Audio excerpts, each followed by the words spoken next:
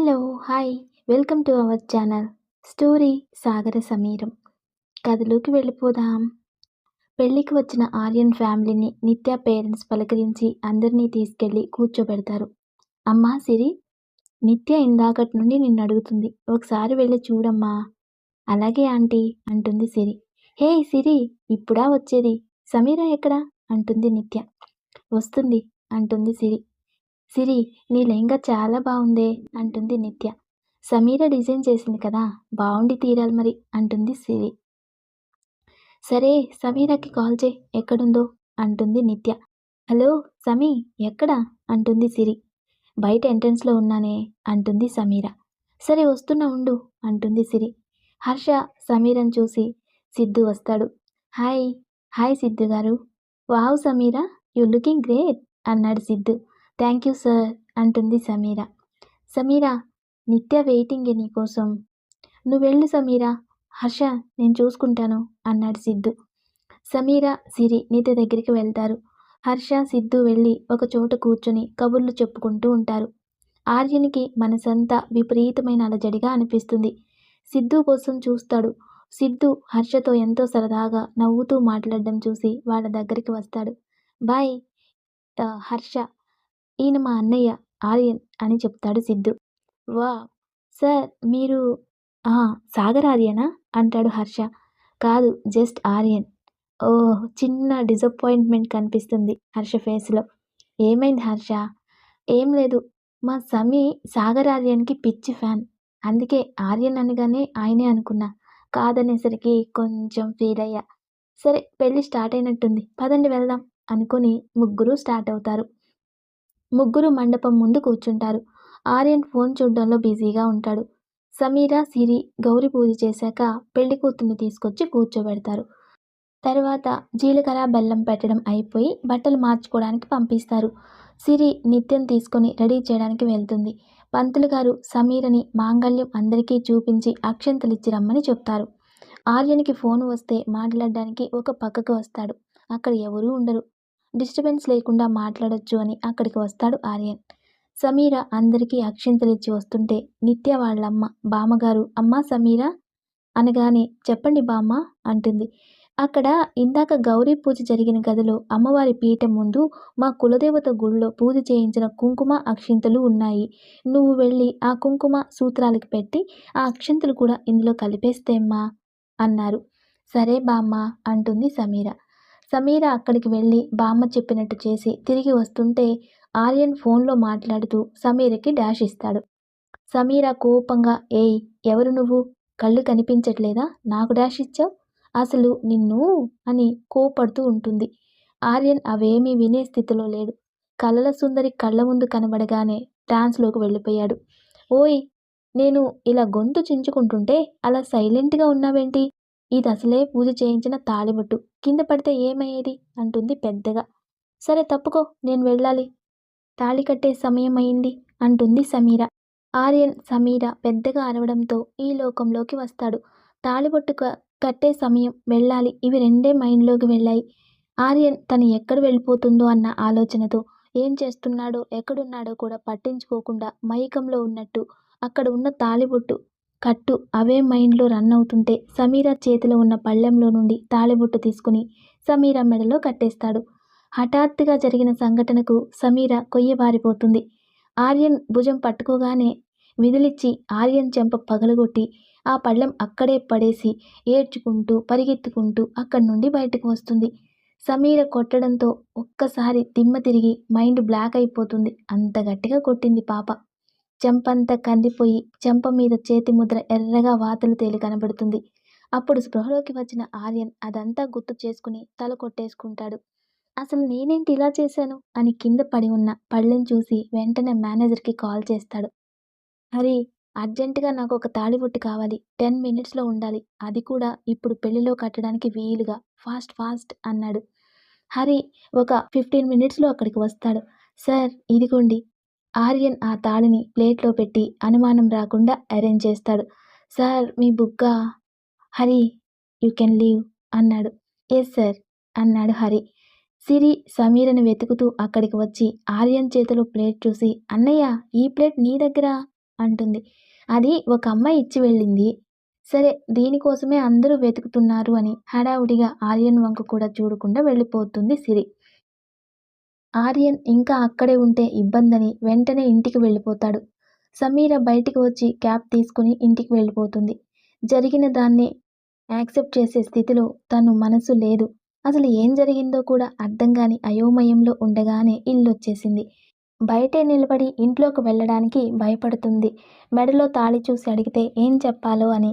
కనబడకుండా కవర్ చేసుకుని వెళ్తుంది. కవిత తలుపు తీస్తుంది. హర్షేడే నువ్వొక్కదానివే వచ్చావు అని కవిత అడుగుతున్నా ఏం సమాధానం చెప్పకుండా తన గదిలోకి వెళ్ళి తలుపేసుకుంటుంది. అబ్బా! దీనికేమైందో అలా మాట్లాడకుండా వెళ్ళి తలుపేసేసుకుంది. కవిత బాగా అలసిపోయి ఉంటుందిలే పద అన్నారు వాళ్ళ హస్బెండ్. హర్ష సమీర కోసం అంతా వెతికాడు. సిరి కూడా వెతుకుతుంది. ఇద్దరికీ కనిపించక ఇంటికి వెళ్ళిందేమో అని హర్ష కవితకి ఫోన్ చేస్తాడు. సమీర వచ్చిందని చెప్తే హర్ష కూడా సిరికి చెప్పి వచ్చేస్తాడు. సమీర గదిలో నేల మీద పడి ఏడుస్తూ అసలతనెవరు? ఎందుకిలా చేశాడు? కనీసం నేనెప్పుడూ తన మొహమైనా చూడలేదు. తన ఇష్టానికి తను తాళి కట్టేశాడు. ఇప్పుడు నేను అమ్మానాన్నలకి ఏం చెప్పాలి? అసలు కట్టింది ఎవరు అంటే ఏం చెప్పాలి? ఎందుకు నా జీవితంతో ఆడుకుంటున్నాడు? ఏం కావాలి వాడికి? అసలు ఈ పెళ్లి జరిగినట్టు ఎవరికీ తెలీదు. ఎవరూ చూడలేదు. అలాంటప్పుడు అసలిది మెడలో నుండి తీసి పడేస్తే సరిపోతుంది కదా! అప్పుడు నేనెవరికీ సమాధానం చెప్పాల్సిన అవసరం ఉండదు అని మెడలో నుండి తీసేయడానికి తాళిని పట్టుకుంటుంది. తాళి చాలా పవిత్రమైనది. ఒకసారి అది ఆడదాని మెడలో పడితే కట్టినవాడే తన సర్వస్వం. కష్టమైన, సుఖమైన అతనితోనే. కలకాలం కలిసి ఉంచే బంధం అది. అలంకరించుకునే వస్తువు కాదు. నీ మెడలో తాళే అతని ఆయుష్షు. నుదుటిన సింధూరమే అతని ఐశ్వర్యం. అందుకని దాన్ని అలా తీసేసి తిరగకూడదు అని వాళ్ళమ్మ ఒక ఫంక్షన్లో తన కజిన్తో చెప్పిన మాటలు గుర్తొచ్చి ఆగిపోతుంది. అలా ఏడ్చి ఏడ్చి అక్కడే నేల మీద పడి నిద్రపోతుంది. ఆర్యన్ సిద్ధూకి ఫోన్ చేసి తను అర్జెంట్ పని మీద వెళ్తున్నట్టు ఇంటికి రానని ఇంట్లో చెప్పమని కాల్ చేసి చెప్తాడు. ఆర్యన్ ఇంటికి వెళ్లకుండా కొంచెం దూరంలో ఉన్న ఫామ్ హౌస్కి వెళ్తాడు. ఫ్రెష్ అయి అద్దం ముందు నించున్న ఆర్యన్కి చెంప మీద సమీర చేతి ముద్ర కనిపిస్తుంది. దానిని ప్రేమగా తడిమి రాక్షసి ఎంత గట్టిగా కొట్టావే, అయినా అంత కోపమేంటే నా మీద? అసలు కోపంలో కూడా నువ్వెంత ముద్దుగా ఉన్నావో తెలుసా? అయినా తప్పంతా నాదే. కనబడగానే తాళి కట్టేశా. ముక్కు మొహం తెలియనోడు అలా చేస్తే నీకు కోపం రావడం సహజమే కదా. ఏది ఏమైనా జాను, నువ్వు నా భార్యవి. నేను నీ భర్తని. ఎప్పటికైనా నా ప్రేమ నీకు తెలిసేలా చేస్తాను. ఎక్కడుంటావో తెలీదు. ఇప్పుడు నిన్నెలా పట్టుకోవాలి? ఎలాగైనా పట్టుకుంటానులే అని ఆలోచిస్తూ పడుకొని అలానే నిద్రపోతాడు. ఆంటీ, సమీ ఏది? అన్నాడు హర్ష. ఇంకా లేవలేదురా. సరే నేను లేపుతాను అని సమీర రూమ్ డోర్ ఓపెన్ చేయబోతాడు హర్ష. కానీ అది లాక్ చేసి ఉండడంతో హర్ష ఆశ్చర్యపోతాడు. సమీ, సమీ అని తలుపు కొడతాడు. తలుపు చప్పుడుకి మెలకువ వచ్చిన సమీర లేచి తాను ఉన్న పొజిషన్ చూసుకొని తాళి కనబడకుండా కవర్ చేసుకొని తలుపు తీస్తుంది. సమీర మొహం చూసిన హర్షకి డౌట్ వస్తుంది. కళ్ళు ఎర్రగా ఉబ్బి ఉంటాయి. జుట్టంతా రేగిపోయి పిచ్చిదానిలా ఉన్న సమీరని చూసి ఏమీ మాట్లాడకుండా సమీ, టైం అవుతుంది పద, రెడీ అవు అంటాడు హర్ష. సమీర సరే అని ఫ్రెష్ అవ్వడానికి వెళ్తుంది. స్నానం చేసి ఫ్రెష్ అయి కాలరుండి నెక్ అంతా కవర్ అయ్యే విధంగా డ్రెస్ చేసుకుని వస్తుంది. ఎవరితో మాట్లాడకుండా సైలెంట్గా కూర్చొని టిఫిన్ పెట్టుకుని తింటున్న సమీరని ఆశ్చర్యంగా చూస్తాడు హర్ష ఇంకా సమీర పేరెంట్స్. ఏంటే, ఏమైంది? అసలు రాత్రి నుండి సైలెంట్గా ఉన్నావు. మొహం ఎందుకు అలా ఉంది అన్నారు పేరెంట్స్. ఏంటమ్మా పొద్దున్నే మాట్లాడితే విసుక్కుంటావు, అందుకని సైలెంట్గా ఉన్నా కోప్పడతావు అంటుంది సమీర. సమీ, ఎందుకు ఆంటీని విసుక్కుంటున్నావు అన్నాడు హర్ష. ఏం లేదు పద వెళ్దాం, టైం అవుతుంది అంటుంది సమీర. బైక్ మీద కూడా సమీర మౌనంగానే ఉంటుంది. హర్ష ఆఫీస్ దగ్గర డ్రాప్ చేసి వెళ్ళిపోతాడు. ఆర్యన్ పొద్దుటే లేచి రెడీ అయి హరికి ఫోన్ చేస్తాడు. Hello, good morning sir. Hari, నిన్న నేను అటెండ్ అయిన function photo and video and అవన్నీ కూడా అర్జెంటుగా నా ముందుండాలి, రాత్రి తీసిన ఫొటోస్తో సహా. ఓకే సార్ అని హరి వెళ్ళిపోతాడు. ఆర్యన్ ఎంతో ఆతృతగా ఎదురు చూస్తూ ఉంటాడు. అతని ఎదురుచూపులు ఫలించి హరి వాళ్ళని తీసుకొని వస్తాడు. సార్, వీళ్ళే సార్ రాత్రి ఫంక్షన్ని కవర్ చేసింది అని చెప్తాడు హరి. ఓకే హరి, నువ్వు వెళ్ళు, నేను మాట్లాడతా అంటాడు ఆర్యన్. ఎస్ సార్ అని హరి వెళ్ళిపోతాడు. రాత్రి ఫంక్షన్లో రెడ్ కలర్ లెహెంగా వేసుకుని ఉన్న అమ్మాయి ఫొటోస్ అండ్ వీడియోస్ కావాలి. అది అది అని నసుకుతూ ఉంటాడు ఆ వీడియో అని. ఆర్యన్ జేబులో నుండి 2000 రూపాయల కట్ట తీసి టేబుల్ మీద పెడతాడు. అతను వెంటనే తను తెచ్చిన వీడియో ఆర్యన్ ముందు ఉన్న స్మార్ట్ టీవీకి కనెక్ట్ చేసి ప్లే చేస్తాడు. ఆర్యన్ ఆ వీడియో మొత్తం చూస్తూ ఉంటాడు. సమీర హర్షతో కలిసి రావడం చూస్తాడు. వాళ్ళు సిద్ధు ఇంకా సిరితో మాట్లాడడం చూడగానే తనే సమీర అనే సంగతి అర్థమై ఆర్యన్ ముఖం మీద చిరునవ్వు వస్తుంది. వాళ్లతో సమీర సింగిల్ ఫోటో ఎన్లార్జ్ చేసి తీసుకురమ్మని చెప్పి పంపిస్తాడు ఆర్యన్. ఆర్యన్ మనసు ఆనందంతో పొంగిపోతుంది. సాగర్ ఆర్యన్గా తనని అభిమానించే సమీరనే తన జాను అని తెలిసి సంతోషంతో ఉక్కిరిబిక్కిరి అయిపోతాడు. వస్తున్నా జాను, ఇన్ని రోజులు నువ్వు కనబడి మాయమై ఆడిన దాగుడు మూతలు చాలు, ఇంక నేను నిన్ను మిస్ చేసుకోను అనుకుంటూ ఆర్యన్ అక్కడ ఒక్క నిమిషం కూడా ఉండలేక వెంటనే సమీరాని చూడాలని ఆఫీస్కి వెళ్తాడు. అక్కడ ఆర్యన్ని చూసిన సిద్ధు, బాయ్ మీరు ఇక్కడికి వస్తున్నానని ఒక్క మాట కూడా చెప్పలేదు అన్నాడు. అదేమీ లేదు, రావాలనిపించింది. సరే మన కొత్త ప్రాజెక్ట్ ఎక్కడి దాకా వచ్చింది అన్నాడు ఆర్యన్. వర్క్ బాగా నడుస్తుంది బాయ్, సమీరా డిజైనింగ్ చాలా బాగుంటుంది. తన డిజైన్స్కి క్లయింట్ నుండి అప్రూవల్ కూడా వచ్చింది. ఓ నైస్ అన్నాడు Aryan. Okay bye, I have work అని క్యాబిన్కి వెళ్ళిపోతాడు. వెంటనే సీసీటీవీ ఓపెన్ చేసి అందులో సమీరా వర్క్ చేసుకుంటుంటే చూస్తూ ఉంటాడు. ఇంతలో ఒక బ్రహ్మాండమైన ఐడియా వస్తుంది ఆర్యన్కి.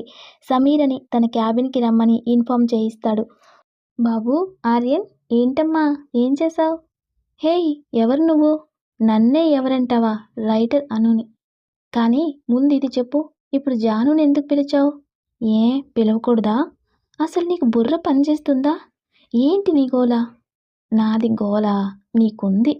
సరే కానీ సోదాపి మ్యాటర్ చెప్పు. ఇప్పుడు జాను నిన్ను చూస్తే నీ పరిస్థితి ఏంటంటావు? ఏమవుతుంది చూస్తే? హా, నిన్న తిన్న దెబ్బ సరిపోలేదా నీకు? అంటే కొడుతుందంటావా అంటాడు ఆర్యన్. కొట్టక ముద్దెట్టుకుంటుందా? తనకి హస్బెండ్ని కదా, ముద్దు పెట్టుకుంటానంటే నాకేం ప్రాబ్లం లేదు. ఇన్ఫ్యాక్ట్ పిచ్చ హ్యాపీ. ఓరిని ఏషాలో చాలా ఉందే. జాను ఇప్పుడు నిన్ను చూస్తే ఒక చెంప పగలగొట్టింది. ఈరోజు గ్యాప్ లేకుండా 2 చెంపలు వాయిస్తుంది. అమ్మో అని 2 చేతులు చెంపల మీద పెట్టుకుని, అప్పుడు నేను వారం రోజులు రూమ్లోనే ఉండిపోవాలి. వద్దు వద్దు. అయినా నిజంగానే కొడుతుందంటావా ఈ ఆర్యన్ని, సాగర్ ఆర్యన్ని అన్నాడు ఆర్యన్. ఓయబ్బో, నువ్వు సాగర్ ఆర్యన్ అయితే ఇంకేదన్నా అయితే ఏంటి? చెప్పా పెట్టకుండా కనీసం పరిచయం కూడా లేకుండా అలా డైరెక్ట్ తాళి కట్టేశావు. ఏ ఆడపిల్లైనా అలాగే రియాక్ట్ అవుతుంది కదా. నిజమే, మరి ఇప్పుడు ఏం చేద్దాం? కాస్త తనకి ఈ ఇన్సిడెంట్ నుండి బయటపడడానికి టైం ఇవ్వు. అన్నీ మర్చిపోయి కాస్త కూల్ అయ్యాక తనని కన్విన్స్ చేయడానికి ట్రై చేయొచ్చు. ఇప్పుడైతే తన్ని కలవకు అంటుంది రైటర్. నువ్వు రైటర్వి కాదే, రాక్షసివి అన్నాడు ఆర్యన్. నేనా అంటుంది రైటర్. లేకపోతే నిన్నే పెళ్లి జరిగింది, నా పెళ్ళాన్ని కలవద్దు అని బోడి సలహా. ఇదిగో నువ్వు మరీ ఎక్కువ చేస్తున్నావు, నా సంగతి నీకు తెలియదు అంటుంది రైటర్. నీకంత సినిమా లేదు కానీ ముందు నన్ను జానుని ఎలా కలపాలో పోయి ఆలోచించు అన్నాడు ఆర్యన్. చి, సచ్చినుడు ఎప్పుడు ఇంతే, అరవడం ఒక్కటే వచ్చు అంటుంది. ముందు నా జాను రాకుండా చూడుపో. నిన్ను ఏ ఏంటి ఇంకా పోలేదా అన్నాడు ఆర్యన్. హాహా వెళ్తున్నా అంటుంది రైటర్. సిరి సార్ పిలిచారంట, కొంచెం వెళ్ళిరావా, నాకు కొంచెం తలనొప్పిగా ఉంది అంటుంది సమీర. సరే సమీ, ఎక్స్క్యూజ్ మీ సార్ అంటుంది సిరి. హా సార్, సమీరని రమ్మన్నారంట అంటుంది సిరి. తనని రమ్మంటే నువ్వొచ్చావే సిరి అన్నాడు ఆర్యన్. తనకి కొంచెం తలనొప్పంట, అందుకే. ఏం లేదు, తన వర్క్ బాగుంది, అప్రిషియేట్ చేద్దామని. సరే నెక్స్ట్ టైం కలుస్తానులే అన్నాడు ఆర్యన్. సరే సార్ అంటుంది సిరి. హమ్మయ్యా, జాను రాలేదు. సమీర ఏం మాట్లాడకుండా సీరియస్గా వర్క్ చేసుకుంటుంది. ఏమైంది సమీ ఇంత సీరియస్గా ఉంది అని తన వర్క్ చేసుకుంటూ ఉంటుంది. ఇద్దరు ఈవినింగ్ ఇంటికి వెళ్ళడానికి బయటికి వస్తారు. వాళ్ళు బయలుదేరగానే ఆర్యన్ కూడా బయటికి వస్తాడు. సిరి బండి తీస్తుంటే సమీర ఒక పక్క నుంచుని ఫోన్ వస్తే అటు తిరిగి మాట్లాడుతూ ఉంటుంది. ఇంతలో ఎవరో ఒక అతను సిరి దగ్గరకు వస్తాడు. Hi beauty. సిరి కోపంగా ఏయ్ ఎవరు నువ్వు అంటుంది. నువ్వు ఒప్పుకుంటే లవ్వర్ని, ఆపై కలిసొస్తే మొగుణ్ణవుతాను అన్నాడు. రే ఏంటా పిచ్చివాగుడు, నేనెవరో తెలుసా అంటుంది సిరి. కొంపతీసి అమ్మాయి కాదా ఏంటి, ముందే చెప్పు అన్నాడు వాడు. రేయ్ ఆర్యన్కి సిరితో వాడు అలా మిస్బిహేవ్ చేయడం చూసి విపరీతమైన కోపం వస్తుంది. కానీ అక్కడ సమీర ఉండడం వల్ల రాలేక సిద్ధుకి ఫోన్ చేస్తాడు అర్జెంటుగా సెల్లార్కి రమ్మని. అతడు సిరి మీద చెయ్యి వేయడానికి చూడడంతో కంట్రోల్ చేసుకోలేక అక్కడికి రాబోతాడు ఆర్యన్. అంతలో సమీర వాడి కాలర్ పట్టుకుని వెనక్కి లాగుతుంది. ఆర్యన్ అక్కడే ఆగిపోతాడు. రేయ్, ఎవడ్రా నువ్వు? నీకెంత ధైర్యం ఉంటే తన మీద చెయ్యి వేయబోతావు అని లాగిపెట్టి చెంప మీద ఒక్కటి పీకుతుంది. వాడికి దిమ్మ తిరిగి బొమ్మ కనబడుతుంది. అయినా ఆపకుండా వాయిస్తూనే ఉంటుంది. ఒంటరి ఆడపిల్లని చూస్తే చాలు పిచ్చి పిచ్చి వేషాలు వేస్తారా మీరు? నీ అంతు చూస్తా అని కొడుతూనే ఉంటుంది. తన ఫ్రస్ట్రేషన్ అంతా తీర్చుకుంటూ ఉంటుంది. సిద్ధు అప్పుడే ఆర్యన్ దగ్గరికి వచ్చి సమీర కొడుతుంటే నవ్వుతూ చూస్తుంటాడు. రేయ్, ఏంట్రా వెళ్లకుండా నవ్వుతూ చూస్తున్నావు అన్నాడు ఆర్యన్. వాడి పని అయిపోయింది బాయ్, లేకపోతే సమీరతో పెట్టుకుంటాడా? వాడి పని గోవింద. ఇంతకీ వాడేం చేశాడేంటి అన్నాడు సిద్ధు. సిరితో మిస్బిహేవ్ చేశాడు. ఆ మాట వినగానే సిద్ధు ఒక్క దూకు దూకి వాడిని పట్టుకుని ఎముకల్లో సున్నం లేకుండా కొడతాడు. అక్కడ అందరూ కలిసి సమీరని సిద్ధుని పక్కకి లాగితే వాడు బతుకు జీవుడా అంటూ పారిపోతాడు. సమీరని సిరి తీసుకుని వెళ్తుంది. ఆర్యన్, అమ్మ బాబోయ్, నా జాను చూడ్డానికి సాఫ్ట్గా ఉంది కానీ మరీ ఫైర్ బ్రాండ్లో ఉందే. ఏం కొట్టింది బాప్రే! యాక్చువల్లీ నేను ఎదురు పడితే అవి నాకు పడేవేమో, నేను బతికిపోయాను. ఛ! ఇంతవరకు ఎప్పుడూ ఎవరిని చూసి భయపడెరగను, కానీ నా జాను దెబ్బకు భయపడాల్సి వస్తుంది. ఎనీవే, థ్యాంక్ యూ అను, జాను నుండి సేవ్ చేశావు అనుకుంటాడు ఆర్యన్. పోనీలే, ఇప్పటికన్నా తెలుసుకున్నావు. సిద్ధు, ఆర్యన్ కూడా అక్కడి నుండి వెళ్ళిపోతారు. ఆర్యన్కి సమీరాని ఎలా అప్రోచ్ అవ్వాలో తెలియక ఆఫీసులో తనకి కనపడకుండా చూసుకుంటూ రోజు తనని ఫాలో అవుతూ సరిపెట్టుకుంటున్నాడు. సమీర అలా బాధగా ఏదో కోల్పోయినట్టు ఉండడం చూసి ఆర్యన్కి చాలా బాధగా ఉంది. తన వల్లే సమీర అలా అయిందని చాలా బాధపడుతున్నాడు. ఇంట్లో సిరి చాలా డల్గా ఉంటుంది. అప్పుడే అక్కడికి వచ్చిన ఆర్యన్, సిద్ధు సిరిని చూసి అక్కడికి వస్తారు. సిరి, ఏమైందిరా అలా ఉన్నావు? సమీర చాలా డల్ అయిపోయింది. ఏమైందో తెలియట్లేదు. సరిగా మాట్లాడుతూ కూడా మాట్లాడట్లేదు అంటుంది సిరి. అవును సిరి, నేను కూడా చూశాను. తాను ఇదివరకటంతా యాక్టివ్గా లేదు. అవన్నీ విన్న ఆర్యన్ మనసంతా చేదు తిన్నట్టు అయిపోతుంది. సైలెంట్గా తన రూమ్లోకి వెళ్ళి ఎలా అయినా తన మొహంలో హ్యాపీనెస్ చూడాలి అనుకుంటాడు. బాగా ఆలోచించి ఒకరోజు హర్షని కలుస్తాడు. హాయ్ ఆర్యన్ గారు. హాయ్ హర్ష. ఈ గారు గీరు ఏమి వద్దు, కాల్మీ ఆర్యన్ అంటాడు. యా, ఏంటి కలవాలి అన్నారు? సమీర గురించి. సమీ గురించా? ఏమైంది? సమీరని ఆఫీసులో గమనించాను, చాలా డల్గా ఉంటుంది. సిరి సమీర్ గురించి చాలా చెప్పింది, కానీ సమీరని చూస్తే సిరి చెప్పిన సమీర తనేనా అనిపిస్తుంది. అవును ఆర్యన్ గారు, నా సమీ చాలా డల్ అయిపోయింది. తనని అలా చూడడం నాకు కష్టంగానే ఉంది, కానీ ఎంత అడిగినా తను ఏం చెప్పడం లేదు. నువ్వు తన బెస్ట్ ఫ్రెండ్వి, నీకోసం సమీర ఏమైనా చేస్తుంది అని సిరి చెప్పింది. నువ్వు గట్టిగా ప్రయత్నిస్తే ఖచ్చితంగా చెప్తుందేమో అన్నాడు ఆర్యన్. హా, ఖచ్చితంగా. నేను కూడా అలాంటి టైం కోసమే చూస్తున్నా. సమీ నా మాట ఖచ్చితంగా వింటుంది, ఎందుకంటే తను నా బెస్టీ. నేను తన్ని నార్మల్ చేస్తాను. ఓకే, థ్యాంక్ యూ అన్నాడు ఆర్యన్. ఇంతకీ మీరు మా సమీ గురించి ఇంత కేర్ తీసుకుంటున్నారు ఎందుకో తెలుసుకోవచ్చా అన్నాడు హర్ష. సిరి కోసం. సిరి కోసమా? సమీర డల్గా ఉందని మా సిరి కూడా డల్ అయిపోయింది, అందుకే. సిరి ఒక ఎంప్లాయ్, తాను డల్ అయితే మీకేంటి అన్నాడు హర్ష. తను ఎంప్లాయ్ కాదు, ఈ Sagar Aryan only sister. What? అంటే మీరు? ఎస్, సాగర్ ఆర్యన్ వర్మ. సిద్ధు నా తమ్ముడు సిద్ధార్థ్ వర్మ. సిరి నా చెల్లెలు. మరి నేను అడిగితే కాదు అన్నారు? నా ఐడెంటిటీ రివీల్ అవ్వడం నాకు ఇష్టం లేదు. ప్లీజ్ నువ్వు కూడా ఎవరికీ చెప్పకు అన్నాడు ఆర్యన్. ఓకే, చెప్పను, కానీ సమీకి ఒక్కదానికి చెప్తాను. నో నో, వద్దు వద్దు, టైం వచ్చినప్పుడు నేనే స్వయంగా సమీర ముందుకు వస్తా అన్నాడు ఆర్యన్. సరే. హర్ష సమీరని ఆఫీస్లో డ్రాప్ చేస్తాడు. సమీ ఈవినింగ్ నేనే పిక్ చేసుకుంటా, వెయిట్ చేయి అన్నాడు హర్ష. ఓకే అని ఆఫీస్లో కూర్చొని తన పని తాను చేసుకుంటుంది. సమీ, మనం ఈవినింగ్ బయటికి వెళ్దామా? పార్టీ ఉంది మా ఫ్రెండ్ది. నాకు ఇంట్రెస్ట్ లేదు సిరి, అయినా నీ ఫ్రెండ్ అయితే నేనెందుకు అంటుంది సమీర. ప్లీజ్ సమీ, వెళ్దాం. తను నిన్ను మరీ మరీ తీసుకురమ్మంది. నువ్వు నిత్యకి డిజైన్ చేసిన డ్రెస్సులు తనకి బాగా నచ్చాయట.